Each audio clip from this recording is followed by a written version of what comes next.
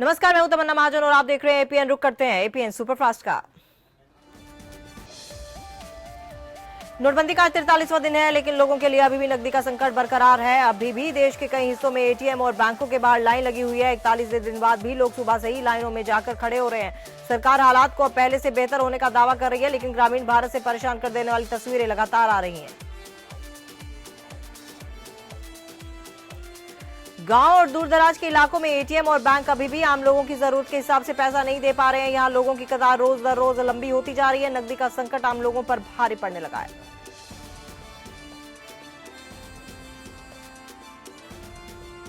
नोटबंदी पर विपक्ष के हमले झेल रहे पीएम मोदी को उस वक्त तगड़ा झटका लगा जब शुरुआत में नोटबंदी का समर्थन करने वाले आंध्र प्रदेश के मुख्यमंत्री चंद्रबाबू नायडू के सुर नोटबंदी पर बदलने लगे।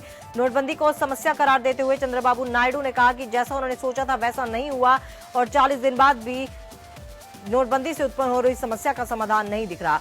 चंद्रबाबू ने मंगलवार को तेलुगु देशम पार्टी के सांसदों, विधायकों, विधान पार्षदों और अन्य नेताओं की एक कार्यशाला को संबोधित करते हुए कहा कि हमने नोटबंदी की कामना नहीं की थी, लेकिन ये हुआ। नोटबंदी के 40 दिन से अधिक बीत जाने के बाद भी ढेर सारी समस्या है, लेकिन अभी भी समाधान नहीं दिख रहा।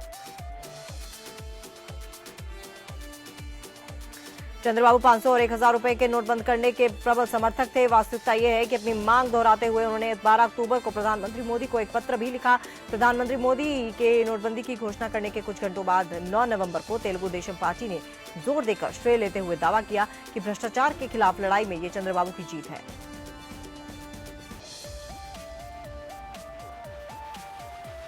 नोटबंदी के बाद कैशलेस पेमेंट को बढ़ावा देने की में जुटी मोदी सरकार आज कैबिनेट में बैठक में अहम फैसला ले सकती है। आज उन्होंने होने वाली कैबिनेट की बैठक में सरकार एक ऐसे अध्यादेश पर मोहर लगा सकती है जिसके तहत कर्मचारियों को कैश में तनख्वाह देने पर पाबंदी लग सकती है। अध्यादेश को मंजूरी मिलने के बाद तनख्वाह या तो चेक से दी जा सकेगी या फिर सीधे कर्मचारियों के बैंक के खातों में देनी होगी। सूत्रों के मुताबिक इस संदर्भ में विधेयक 15 दिसंबर 2016 को लोकसभा में रखा गया है। इसे अगले साल बजट सत्र में पारित कराया जा सकता है। खबर है कि 2 और महीने इंतजार करने के बजाय सरकार अध्यादेश ला सकती है और बाद में इसे संसद में पारित कराया जाएगा। सरकार नए नियम को तत्काल क्रियान्वित करने के लिए कानून में संशोधन को लेकर अध्यादेश ला सकती है। अध्यादेश 6 महीने के लिए ही वैध होता है। सरकार को इस अवधि में इसे संसद में पारित करना होता है। केंद्रीय मानव संसाधन मंत्री प्रकाश जावड़ेकर ने कहा है कि देश के युवा देश को कैशलेस बनाने में अहम भूमिका अदा करेंगे। उन्होंने ये बात पुणे में कही। उन्होंने लोगों से भारत को आगे बढ़ाने और भ्रष्टाचार के खात्मे के लिए ई-पेमेंट करने की अपील की। हमें एक बदलाव लाना है देश में। हम youth are the agents of change. दुनिया में हर क्रांति ये युवाओं ने सफल की है और ये भारत में डिजिटल क्रांति भी कॉलेज और यूनिवर्सिटी के स्टूडेंट्स ही लाएंगे और वही सफल बनाएंगे, ये मेरा पूरा विश्वास है। So I am inviting be part of this transformation process of India from cash society to less cash society.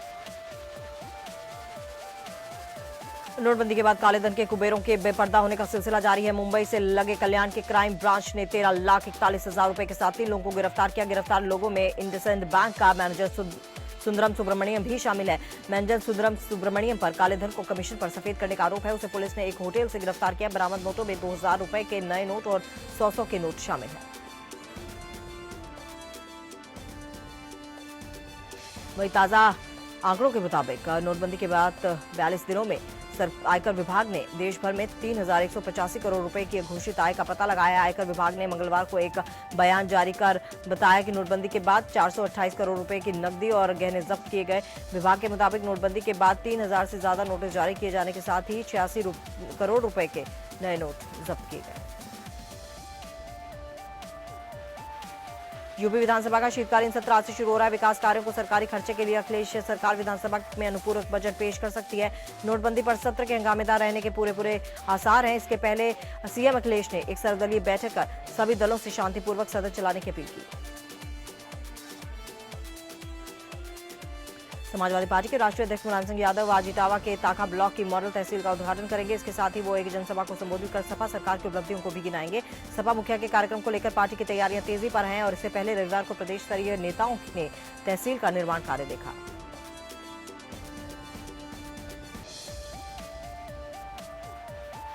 प्रदेश सचिव अशोक यादव ने बताया कि आज सपा मुखिया मुलायम सिंह यादव मॉडल तहसील का उद्घाटन करेंगे। उन्होंने बताया कि सपा प्रदेश अध्यक्ष शिवपाल सिंह यादव के प्रयास ताखा के तहसील का दर्जा मिला है। इसी साल मॉडल तहसील का निर्माण कार्य शुरू कराया गया था। तहसील स्तर के सभी कार्य अब उनकी खुद की तहसील में हो सकेंगे। उत्तराखंड में चुनाव को देखते हुए पार्टियां नए नए एजेंडे के साथ मैदान में उतर रही हैं। जहां उत्तराखंड कांग्रेस पार्टी अपने सहयोगी दल पीडीएफ को लेकर अब तक कंफ्यूज है, तो वहीं पार्टी के प्रदेश अध्यक्ष किशोर उपाध्याय ने सरकार को परेशान करने वाला एक शिगुफा छोड़ दिया है। किशोर ने 70 विधानसभा सीटों पर 70 महिलाओं के टिकट देने की बात की है। हालांकि ये ऐलान कितना परवान चढ़ेगा ये तो वक्त ही बताएगा, लेकिन किशोर के इस बयान से उत्तराखंड में सियासी हलचल बढ़ गई है। इंद्राणी मुखर्जी की अंतरिम जमानत पर आज सीबीआई अपना जवाब देगी। इंद्राणी मुखर्जी पर अपनी ही बेटी शीना बोरा हत्या का आरोप है। वो भाई कला जेल में है। साथ ही इंद्राणी के दोनों पतियों पर भी हत्या की साजिश शामिल होने का आरोप है और वो भी जेल में कैद हैं। वहीं इंद्राणी ने अपने पिता की मौत पर पूजा करने के लिए जमानत की अर्जी की ताकि असम जाकर वो अंतिम विधि कर सके। वहीं आज सीबीआई क्या कुछ कहती है ये देखना होगा। मैक्सिको के सबसे बड़े पटाखा बाजार में मंगलवार शाम आग लगने से 26 लोगों की मौत हो गई। इमरजेंसी सर्विसेज अधिकारियों के अनुसार इस हादसे में 70 से ज्यादा लोग घायल हुए हैं। यह हादसा पैब्लिटो फायरवर्क बाजार में हुआ है।